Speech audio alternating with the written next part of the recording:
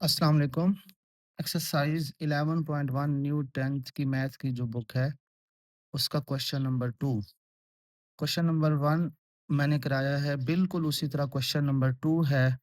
Difference क्या है? Question number 1 में आपने देखा था कि इन 2 वैल्यूज़ के अंदर गैप था, 48 टू 49 बीच में एक गैप था। उसको फिल करने के लिए फिर हमने क्लास बाउंड्रीज़ का कॉलम बनाया था खुद से। क्वेश्चन नंबर 2 में स्कोर्स गिवन है 69 टू 79, फिर अगली जो क्लास है वो 79 से ही शुरू हो रही है। तो इसमें क्लास बाउंड्रीज बनाने की ज़रूरत नहीं है। 79, 79, 89, 89 तो क्लास बाउंड्रीज बनाने की ज़रूरत नहीं है। तो आप सिर्फ एक कॉलम नया बनाओगे, दैट इज़ कम्युलेटिव फ्रीक्वेंसी। तो कम्युलेटिव फ्रीक्वेंसी का डिटेल में मैंने क्वेश्चन नंबर 1 में समझाया तरीका, बट यहाँ पर भी बता देता हूँ। कम्युलेटिव फ्रीक्वेंसी में क्या करना होता है, पहली फ्रीक्वेंसी एज़ इट इज़ जब इधर लिखने लगे हैं ना, 4 में ये वाला 10 प्लस कर देंगे तो 14 हो जाएगा। अब 14 के बाद इधर जब लिखने लगे हैं 14 में ये 13 ऐड कर देंगे, 27 हो जाएगा। फिर 27 के बाद जब यहाँ लिखने लगेंगे 27 में ये वाली फ्रीक्वेंसी ऐड कर देंगे, 35 हो जाएगा। फिर जब ये फ्रीक्वेंसी लिखने लगेंगे तो 5 इसमें ऐड कर देंगे तो 40 हो जाएगा। इस तरह कम्युलेटिव फ्रीक्वेंसी का कॉलम बना लेना है। इसमें ओजिव बनानी है। जो कम्युलेटिव फ्रीक्वेंसी पॉलीगॉन है, उसका ग्राफ किन 2 वैल्यूज़ के बीच में होता है? का आपकी कम्युलेटिव फ्रीक्वेंसीज़ का कॉलम वाई एक्सिस पर होता है और upper class boundaries x axis पर होता है। तो 79 ये अपर क्लास बाउंड्री है, 79, 89, 99, 109, 119 ये सारी वैल्यूज मैंने एक्स एक्सिस पर लिख दी और कम्युलेटिव फ्रीक्वेंसीज को एक खास स्केल के साथ वाई एक्सिस पर लिख दिया। हमारी वैल्यू शुरू 4 से हो रही है और एंड 40 पे हो रही है, तो मैंने 4 4 के गैप के साथ वैल्यूज बना ली, 4 8 इस तरह करते करते 40 तक, ये आपके सामने है। अब मैं ग्राफ आपके सामने बनाता हूँ। इसमें क्या करना है, ये देखिए 79 के अगेंस्ट कम्युलेटिव फ्रीक्वेंसी की वैल्यू क्या है, 4। ये देखें 79 के अगेंस्ट 4 है। तो 79 अगर ये है तो 4 ये है, ये देखें बिल्कुल, तो यहाँ पर एक डॉट लगा देना है। उसके बाद 89 के अगेंस्ट कम्युलेटिव फ्रीक्वेंसी कितनी है, 14। ये 89 है, ये 16 है, अगर 16 के और 12 के मिड में 14 आएगा। ये 89 है और ये यहाँ पर 14 है, तो ये इसके बिल्कुल ऊपर अगर आए तो यहाँ पर मिड में 14 होगा। उसके बाद 99, 99 के अगेंस्ट है 27। ये 99 है, ये 24 और ये 28 है ना अगर, तो 28 के बिल्कुल नीचे 27 होगा। तो यहाँ मैं अगर आता हूँ 99 के अगेंस्ट 27 ऑलमोस्ट यहाँ पर बनेगा। उसके बाद है 109, 109 के अगेंस्ट कम्युलेटिव फ्रीक्वेंसी है 35। तो ये 32 है, ये 36 है, तो 35 इधर बिल्कुल 36 के नीचे आएगा। तो ये यहाँ पर बनेगा 109 के ऊपर 35। उसके बाद 119, 119 के अगेंस्ट देखें कौन सी कम्युलेटिव फ्रीक्वेंसी है, 40। तो ये 40 है, ये 119 है, तो यहाँ पर हमारी वो वैल्यू आएगी। उसके बाद अगर हम इन वैल्यूज को आपस में ज्वाइन कर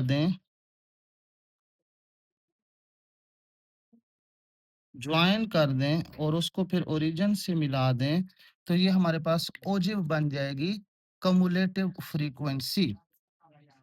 फिर पहले क्वेश्चन की तरह उसने डिफरेंट वैल्यूज पूछी हैं कि मीडियन क्या है, लोअर क्वार्टाइल क्या है, अपर क्वार्टाइल क्या है, इंटर क्वार्टाइल रेंज क्या है। इसी तरह बाकी जितनी भी वैल्यूज हैं उन्होंने पूछी हैं। तो मीडियन के लिए मैंने पहले पार्ट में आपको डिटेल में समझाया, n by twoth value. N को 40 को 2 से डिवाइड करेंगे, 20th वैल्यू। तो 20th वैल्यू अगर हम इसमें ड्रॉ करें, मीडियन के लिए 20th वैल्यू ड्रॉ करनी है हमने, तो ये अगर मेरे पास 20th वैल्यू है, इसका मैं ग्राफ पहले लेकर आऊंगा इस तरह हॉरिजॉन्टली।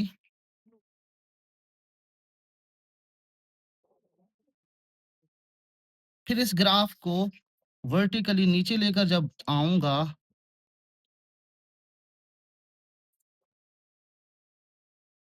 तो ये देखें, ये 89 और 99 के बीच में एक वैल्यू आ रही है, तो उसको हमने गेस कर लिया कौन सी वैल्यू, 94। तो 94 उसने कहा होल नंबर की फॉर्म में हमने नंबर बताने हैं।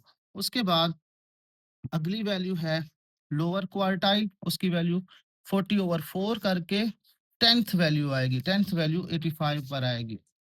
10th वैल्यू का आप ग्राफ बनाएंगे। 10th वैल्यू का ग्राफ बनाने के लिए यहाँ से ये आपके पास तकरीबन 8 और 12 के बीच में 10th वैल्यू बनती है।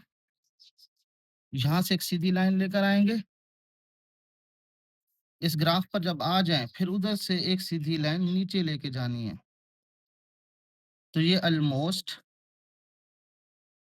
हमारे पास 85 पर आकर रुकेगा। आपने होल नंबर के अंदर आंसर देना होता है। उसके बाद तीसरी वैल्यू है अपर क्वार्टाइल। अपर क्वार्टाइल की वैल्यू 30th बनती है, क्योंकि 3n/4 वैल्यू है। 3 इंटू 10 मतलब 30th वैल्यू।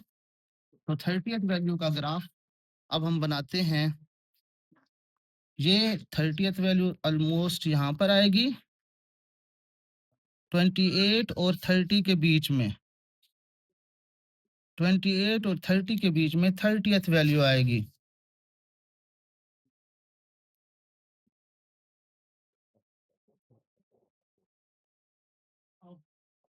28 और 32 के बारे में 30th वैल्यू आएगी। इसको अगर हम सीधा नीचे ग्राफ लेकर आए, तो ये बन जाएगा इस तरह, और इसकी वैल्यू क्या आएगी हमारे पास, ऑलमोस्ट 103। अब D6 means decile of 10th, 6th decile of 10th। तो 6 इंटू n/10 करेंगे तो इसका आंसर आ जाएगा 24th वैल्यू। फिर हम 24th वैल्यू का ग्राफ बनाएंगे। 24th वैल्यू हमारे पास एग्जैक्टली यहाँ पर आ रही है।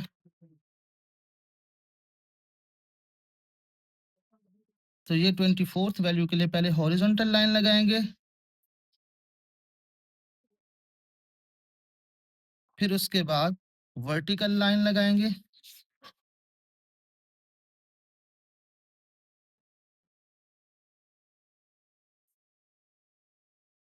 ये अब वैल्यू आ रही है हमारे पास 99 से पहले और 89 से बाद, तकरीबन 97।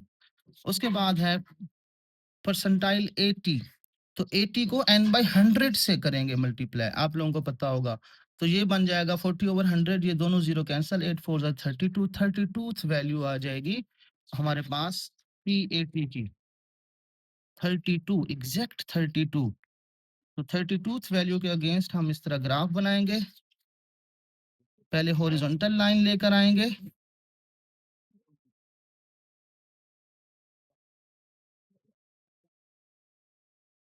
फिर उसके अगेंस्ट वर्टिकल लाइन बनाएंगे।